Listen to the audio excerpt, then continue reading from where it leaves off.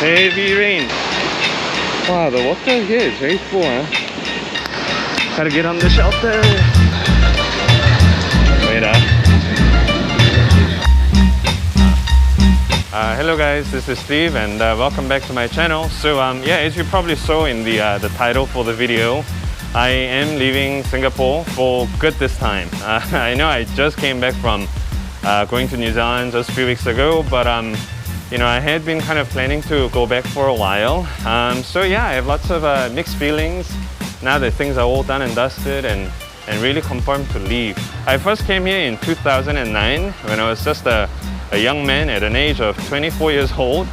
And then ever since then, Singapore has been my home. I feel like culturally and also just in my heart, like Singapore is a place that to me really feels most comfortable and feels like home. I was born in South Korea. I lived there until I was 12 years old. And then I grew up in New Zealand, went to school and uni there and left when I was 24. So you can say I spent 1/3 of my life in 3 different countries. The stage of my life that I spent in Singapore, you know, from 24 to 36 years of age, like that's a pretty important stage in someone's life. Like for me, I see that as like the adulting life, you know, where before I left New Zealand, I was still living with my parents, like just being still a student, you know, like, and then working part-time and just studying and all that. When I came to Singapore, that's when I had my first job. I also had my first marriage in Singapore, and after that also had the first divorce. So yeah, a lot of highs and lows in my life, it actually took place in Singapore. So again, it's a place that holds a lot of dear memories for me, and I must admit, I do feel very kind of sad about having to leave this place. Now, I also want to just say that I'm not like leaving Singapore because of anything bad, like I didn't get fired from my job or COVID or anything like that. Truth be told, it's partly because of my father's health. Some of you might have watched my other video where you saw my father being kind of sick and ill. So right now, my mom is the main person taking care of him. You know, I think it's a lot of hard work for her last. So that's one of the main reasons why. And the other thing is, you know, I think I'm just at a point in my life where I'm kind of a bit lost. You know, I guess you could say it's a quarter, maybe not 1/3 life crisis, you know, where I don't know if I want to do what I do for the rest of my life.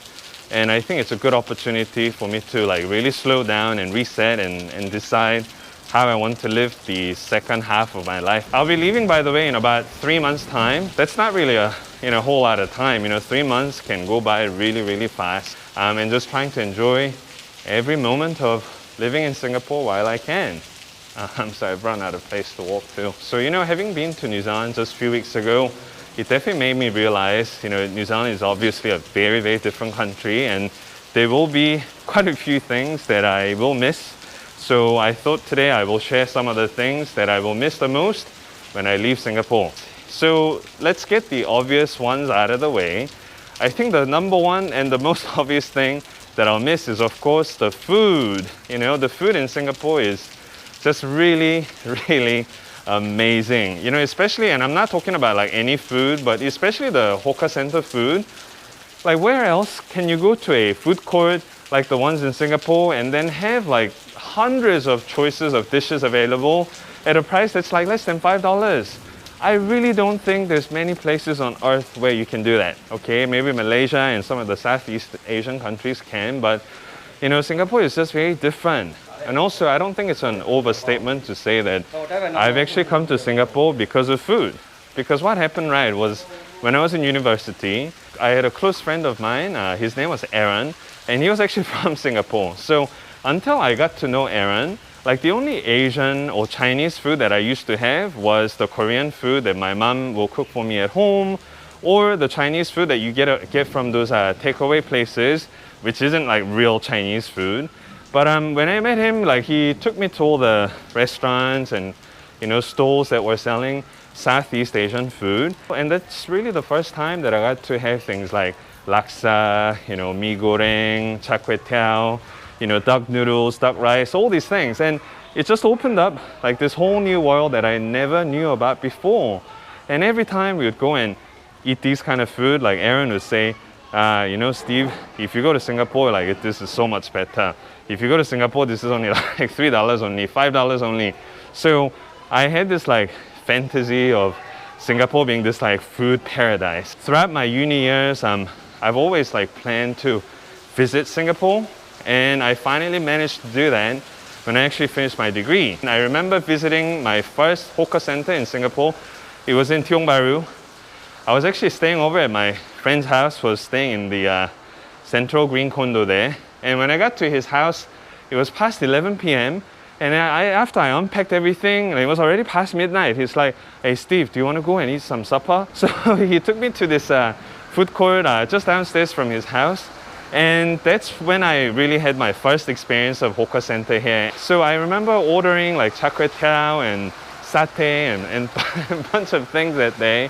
And as I was probably on my 4th bottle of Tiger or something, I think that's when I probably decided in my heart, man, like I really want to live in Singapore. So after that, I applied for a few jobs here, and then luckily I managed to get something. And a few months later, I actually permanently moved to Singapore. So yeah, the food is definitely one thing that I will miss. If you watch my recent video, it's a bit noisy here, about the buying char kway teow and the Singaporean food or Malaysian food in New Zealand, it's not very cheap there. And honestly, the quality is not there, Like you can say the quality of the chicken and the meat, the ingredient itself is good, but the way it's put together, it's just not the same.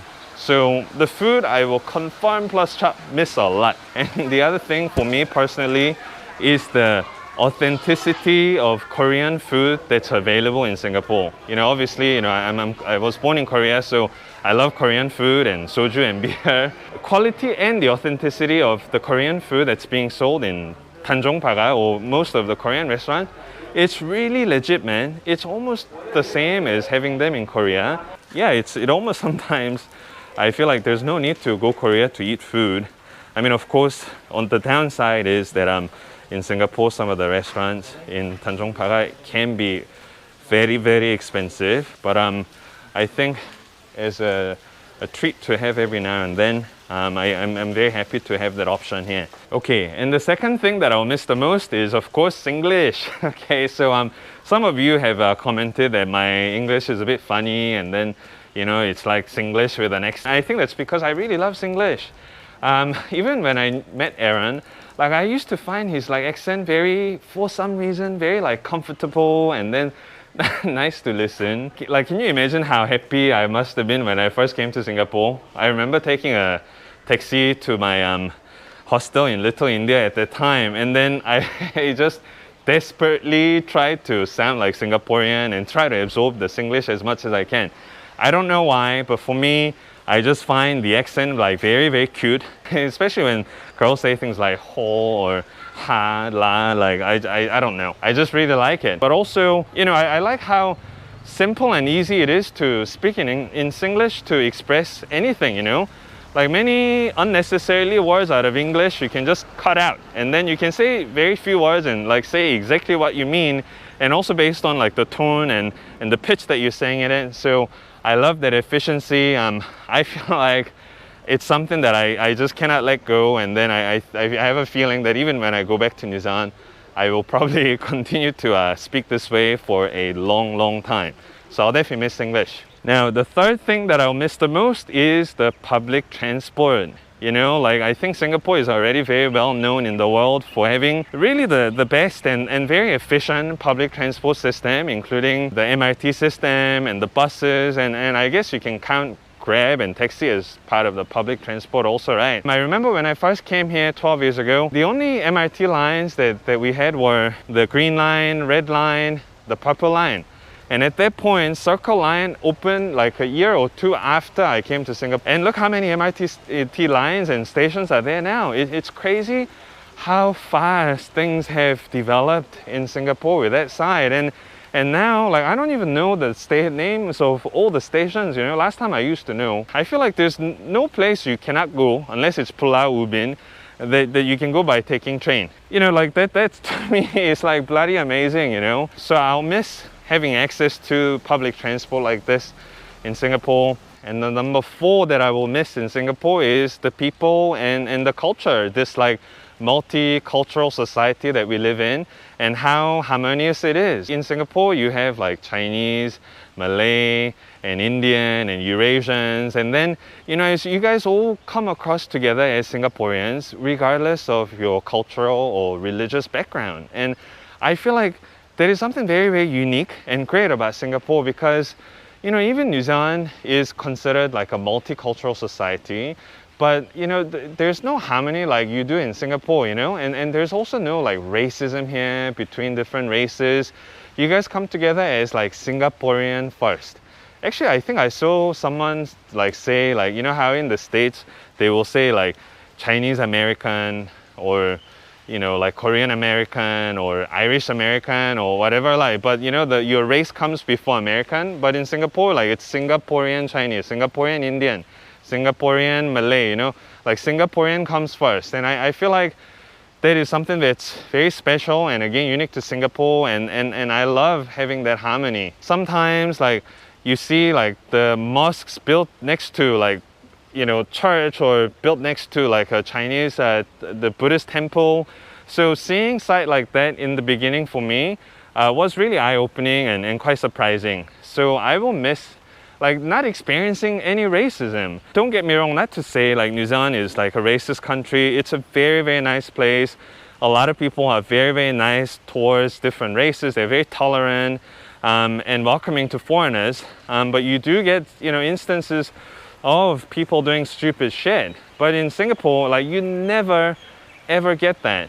And Singaporeans are very welcoming to foreigners as well, you know. Now the number 5 I will miss in Singapore is obviously the Changi Airport. And I really like Changi Airport and Singapore Airlines because simply because I think it's the best in the world. Where else in the world can you like touch down at an airport and from the moment you disembark the aircraft to you getting in a taxi takes less than 15 minutes? Like, I don't think that's possible anywhere on an international arrival. And I'm sure you guys know that that's a very like common thing that you almost expect to experience in Changi Airport. Like, everything is very high quality service, super efficient. Your baggage is out by the time you get there. I will miss that, you know. If you've seen like my video of the Auckland airport, you can see it is very, very different. And you just kind of expect the same kind of things. Like look at the amount of shopping that's available at the airport, as well as the jewel. You know, like I feel like jewel is something that you know, that I think if you live in Singapore, you can kind of take it for granted in a way. Like, it's just another shopping mall in a way for us, right? But you know, I know some of my friends who stay in Korea, like they want to come to Singapore just so that they can visit the jewel and take photo in front of the waterfall. Yeah, I mean, it's just a really amazing airport. Obviously, Singapore Airlines is very well known for their hospitality, you know, high quality service, and also I will miss flying Singapore Airlines, although I must admit I haven't been on SQ a lot because I'm often like they're the most expensive kind of option to fly in or out of Singapore. So but yeah, I'll miss having to kind of fly that as well. It's raining, so I'm just gonna go under shelter here. One sec. Oh, that by the way is an ice cream shop called the Liquors. This place is super popular. They open at 1 p.m. but often you'll see like long snaking queues outside. The ice cream is damn good. I really, really recommend it. Okay, so number 6 that I will miss in Singapore, continuing on the same kind of note, is being able to travel very, very easily. I think we have to admit that I think Singaporeans are probably the people who are most travel deprived since the whole COVID thing happened, because, you know, we are so used to being able to travel to nearby countries very easily. Before COVID, like, you could fly to Bangkok or Phuket or Taiwan or whatever. Like, it's not that difficult to travel there, you know. Whereas in countries like New Zealand, to be able to go anywhere, even Australia, it can cost a lot of money, you know. But in Singapore, like, if you book in advance on like budget carriers, you can get a ticket to go to like Bangkok for like 100 plus, depending on whether you're going on a weekday or whatever. So having that ease of travel is something that I'll miss a lot for sure. And not only flying, like, you know, even going to JB as well, you know, like I really miss JB. Like, for me, because I ride a motorbike. So I used to ride to JB and beyond quite a bit. You know, on Sunday morning, I'll ride to JB to have breakfast and eat bak kut teh and do all that and do some shopping on the way back. That's something that I will miss a lot. I mean, I obviously haven't done it for 1 year already, so I already miss it. But it's one of the things that I think is quite unique to Singapore. And on top of that, you can also go to like Bintan or Batam and you take ferry there. You can get like cheap massage, cheap shopping. Yeah, that's definitely one thing I will miss a lot. I mean, in saying that though, New Zealand is different. It's a huge country. There's a lot of travel opportunities within New Zealand itself. But I'll just miss like carrying my passport and getting it chopped. So now let's move on to the number 7 thing, and that is actually the weather. And I know it's like raining today, and I'm not talking about the wet, rainy weather like today, but I will actually miss the sunny weather, you know. For me personally, like I get affected by weather a lot. If I go through like days or weeks of like rainy, kind of gloomy weather, it actually brings down my mood. Whereas if I wake up and if it's like sunny and the sky's blue, I feel like really motivated to like get out of the house and do something. And also like I think having this constantly hot weather, it really allows you to enjoy a lot of the outdoor activities that you can't otherwise do the whole year in other countries. Things like wakeboarding or windsurfing, which I started doing last year. You know, you can really do that almost every day. And also like being a bike rider, it also allows me to ride my bike, you know, most of the year, you know. Here, obviously no seasons, and I think in countries like New Zealand or Korea, when it's winter time, like obviously no one rides because it can be very slippery and very cold with the snow and everything. But in Singapore, you just gotta avoid the days or time of the day when it's raining. And apart from that, you know, you can ride your bike. Now, the number 8 thing that I'll miss the most in Singapore, and I think this will come as an obvious thing to you as well, but it's safety. Singapore is just really super safe and walk around at any time of the day, anywhere in Singapore. Whether it's 2 a.m., 4 a.m., you're walking in Geylang or Lim Chu Kang or wherever, right? You will always feel very, very safe. The thought of like being potentially robbed or whatever, like it doesn't really even cross my mind at all. You never have to worry about someone pickpocketing you or like stealing anything. Like you can leave your belongings on the table at hawker center. Although for me, like I don't usually leave my wallet and my phone just to be safe, but even if you did, I'm sure it's very, very safe. And often it's not until you go overseas like you begin to appreciate how safe Singapore is. You want to go out at 1 a.m. to get a drink or get a supper, suddenly you have to start worrying about, okay, do I have to take my whole wallet or do I just take a few cards, how much cash to bring and all that, because you know there is a chance, you know, something might happen to you. But again, in Singapore, that's just unthinkable. Now on to the 9th thing, and that is actually Stomp.